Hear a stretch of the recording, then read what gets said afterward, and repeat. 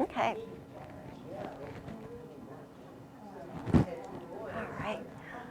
Good morning and welcome and thank you for coming out today. My name is Eleanor Deneg and I'm chair of the tour this year.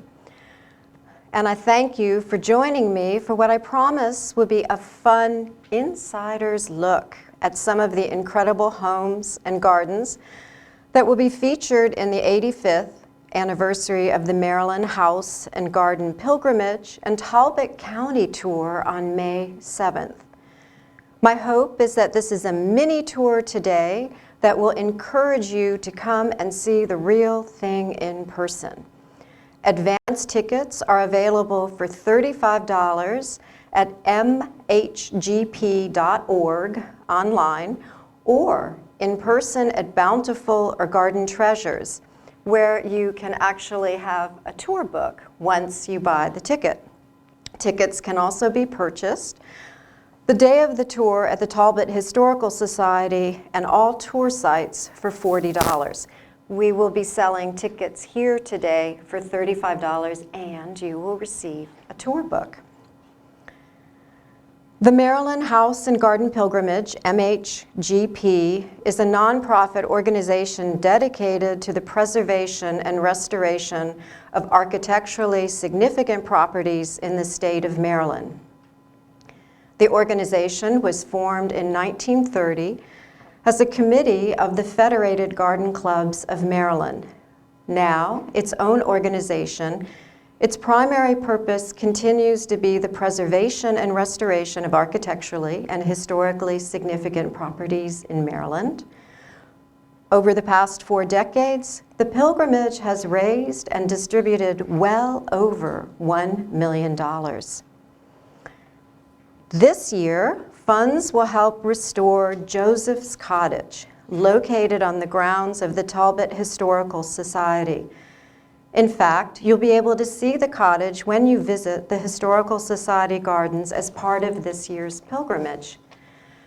Built by Joseph Neal, a cabinet maker in the late 1700s, Joseph's Cottage is one of the oldest structures in Easton and one of 62 properties in Talbot County that is on the National Historic Registry.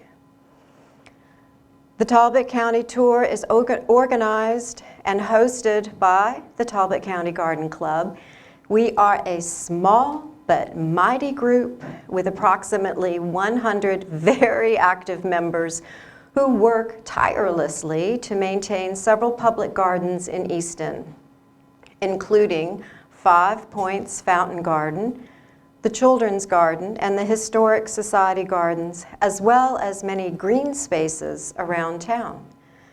Over the years, the club has been involved in several important environmental and beautification initiatives, including banning billboards from Route 50, plus raising funds for the renovation and restoration of several historic buildings around the county. The club sponsors a number of educational programs throughout the year, including lectures and symposiums, in addition to creating festive holiday decorations for the town of Easton, planting and maintaining the meditation garden at Talbot Hospice, and creating small flower arrangements for Meals on Wheels. We hope that you'll be able to join us at some of our public events this year. And now for the moment you've been waiting for, a look at all of the stunning homes and gardens featured on this year's pilgrimage. There are 6 private homes on the tour this year: the William Mason Sheehan House, Riverbank, Ship's Head Farm, Legacy, Gross Coat Farm, and Ashby. Go. The William Mason Sheehan House was built in 1909 to 1910 in the colonial revival style. It is one of Easton's most distinguished homes with an imposing front portico set upon an open brick porch supported by paired Corinthian columns and ornamented by denticulated boxed cornice with returns. Large interior windows allow natural light to showcase the wide entrance hall and expansive living and dining rooms. Serving as chief judge of the Circuit Court of Talbot County, Sheehan resided in the single-family dwelling with his family until his death in 1941.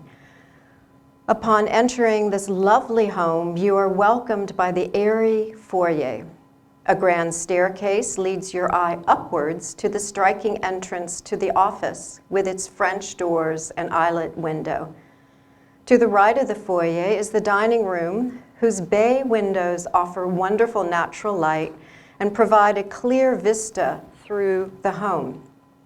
The sunroom's wraparound windows, French doors, and exposed brick chimney make it the perfect place to relax.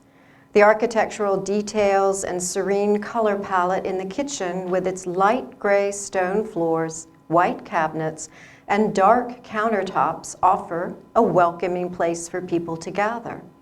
Moving outdoors, the rear yard is an island of tranquility with a guest house and pool visually connected to the main house through the use of trellises and magnificent landscaping.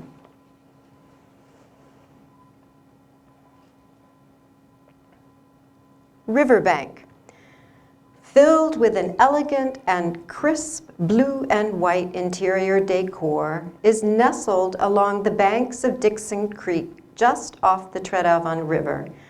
Local lore has it that a smitten young landowner fell in love with Mary Lee of Virginia and named his land Lee Haven in honor of his bride-to-be. Alas, the marriage never took place, but the name has held and has been a haven for families who have made this their home and enjoyed its wonderful views. Much of the property is lushly shaded with older trees and an impressive display of peonies, camellias, hydrangeas, and rhododendrons. With winding pathways throughout, this garden continues to evolve with fresh plantings and new spaces, such as the creekside fire pit for friends and family to enjoy. The elegant pool is cited to become an element of the garden, with grays and beige incorporated so as not to conflict with the surrounding colorful plantings of roses, hydrangeas, and hellebores. Nearby is a stone-edged croquet court with a formal boxwood hedge, adjacent to a parterre with tulips, peonies, lilies, and a variety of irises. A garden path leads back to the house where a brick-walled potagère is filled with perennials, herbs, and punctuated with tutors supporting roses and clematis.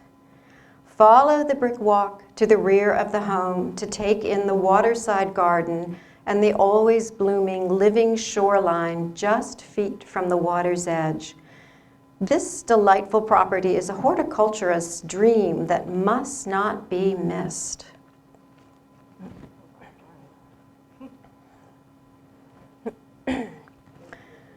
A pea gravel drive winds past a shaded two-tiered pond to Ship's Head, a fully restored 18th century three-story manor house with additions to accommodate 21st century living. Ship's Head Point Farm was referenced in Talbot County documents with a land patent of 1664. Over time, the name was corrupted to Ship's Head and later Ship's Head Farm. Under the design and direction of Easton architect Christine Dayton, a renovation project took 4 years to complete. Full renovation and restoration achieved a geothermal conditioned, fully plumbed, and electrified house with historical charm. The original portion of the house sits upon a brick foundation with frame and brick nogging in the walls. The heart pine flooring is original on all levels of the main house. The 12-foot-high foyer and parlor ceilings are enhanced by original plaster crown moldings and delicately carved plaster ceiling medallions. The oval stairway is original to the home. New additions allow for a private master suite with garden and farm views of grazing wildlife and numerous species of migrating waterfowl during the winter months, as well as a new kitchen, dining room, and great room that offer a spacious place for entertaining. Backyard pathways are highlighted by a variety of grasses, crepe myrtles, and perennials. Paths lead to a pond-like swimming pool and butterfly gardens and to the expansive farm fields beyond. Low-flying areas of the fields were converted into impoundments that are flooded in the fall to create habitat for waterfowl. An archaeological project was conducted in a field to the east, where a brick foundation was found and determined to be the first free school in Talbot County. Artifacts were cataloged and are displayed in the library of the home. Sensitivity in conserving farmland from development and creating a mecca for wildlife were foremost on the minds of the owners over the past 30 years, and they hope that you will find your own sense of peace as you walk the grounds of this hidden gem.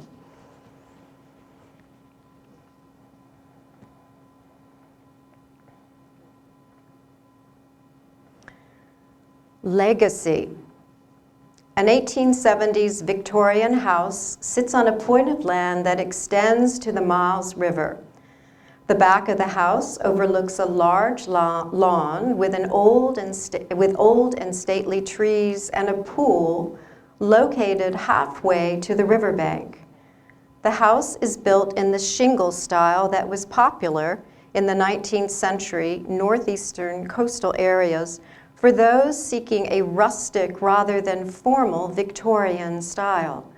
Covered in butter yellow scalloped shingles and trimmed in white, the house has a wide wraparound porch and a complex asymmetrical roof line formed by dormers, bay windows, and a wide turret.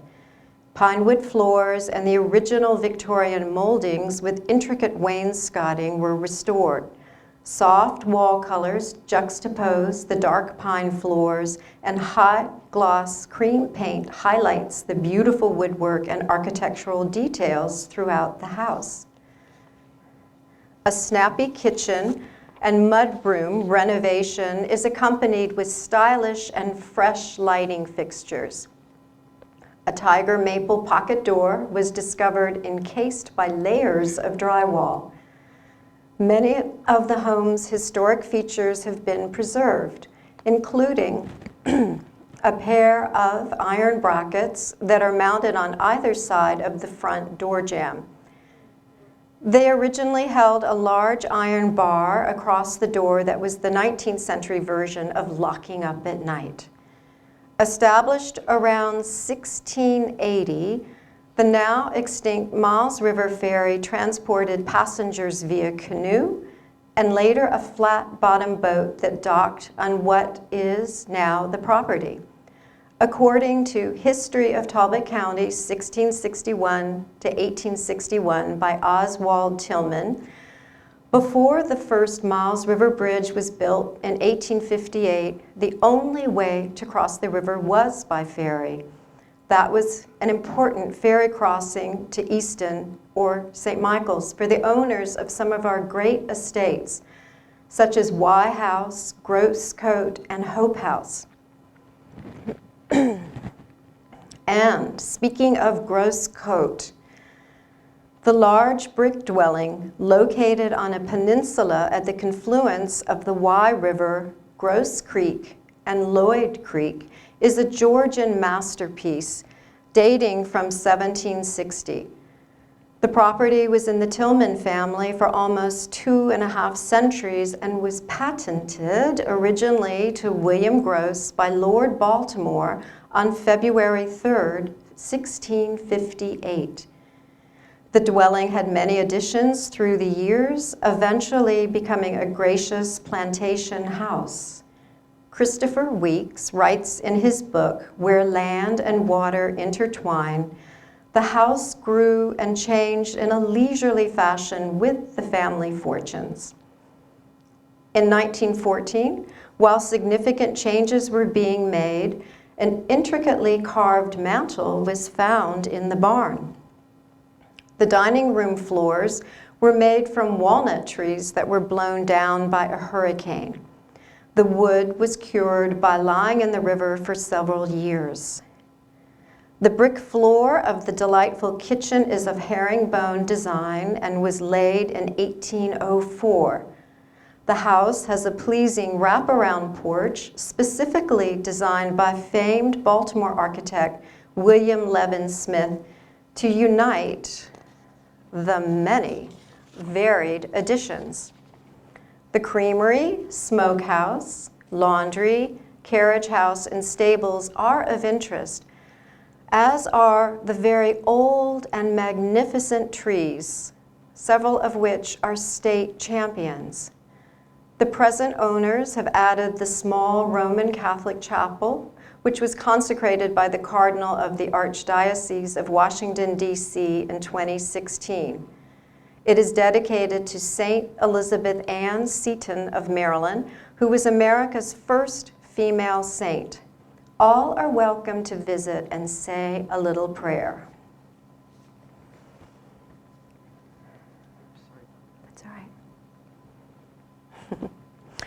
Situated on Goldsboro Neck overlooking the Miles River, Ashby was built in 1858 by Robert Goldsboro and his wife Elizabeth Greenberry in the Italianate style.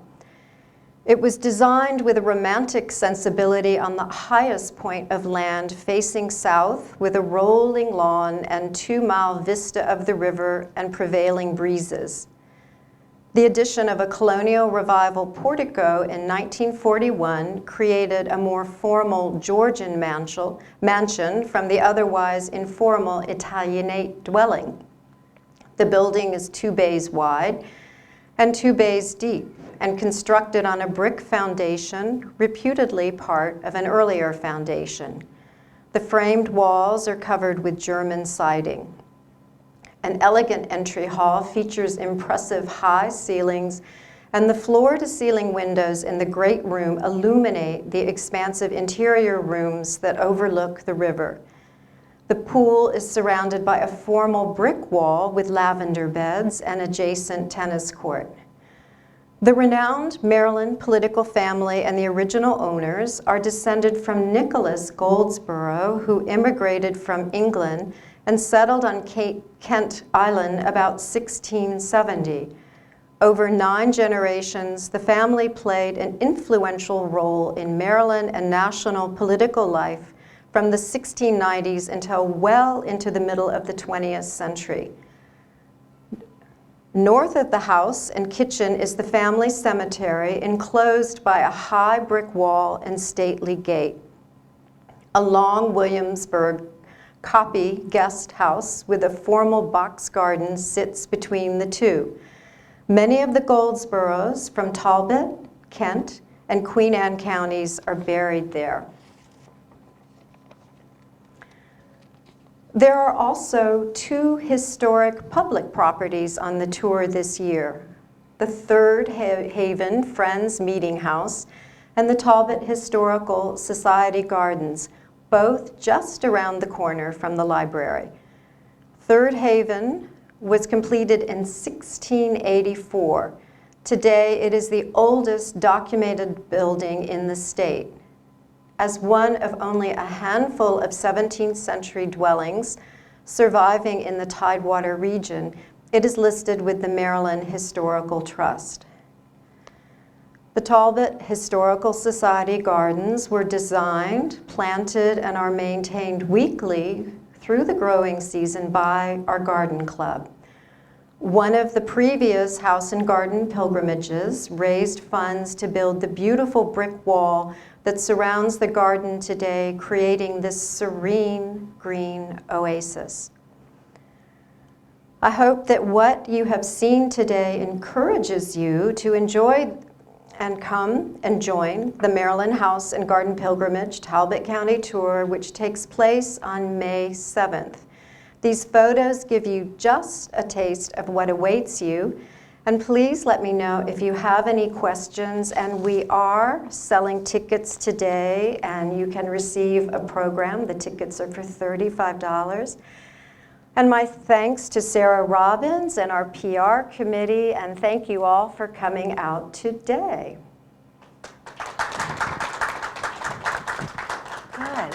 Yes? I don't know if I have a question so much as, what a coup. This is just so exciting, the homes and the gardens that you got on the tour. This is a very tricky thing to do, isn't it, to compose a tour? And in the past, we used to do one side of the county and then another side of the county. But this is, you're not Oxford way, but you are Nestled around Easton. nestled around Easton. And that certainly helped us with our advertising for all of the wonderful stellar restaurants and hospitality sites in Easton, and thank you. So it's a pretty easy tour. You drive on your own.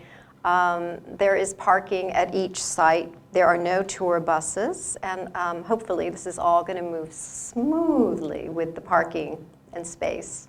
Is there a lunch, box lunch? Thank you. Thank you. There is a box lunch. You're able to reserve in advance.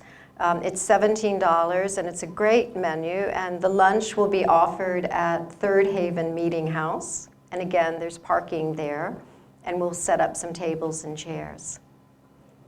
Thank you for your questions. Yes? In the beginning slides, it looked like there was a daffodil show. Is there a daffodil show at the Garden Club? That's a few years, yeah, flower show a few years ago. That was just a few years ago? It's not something that goes on? We do.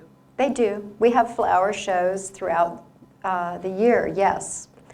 And the beauty is we finally are coming out of the pandemic, and we're able, excuse me, to work forward full throttle with our events.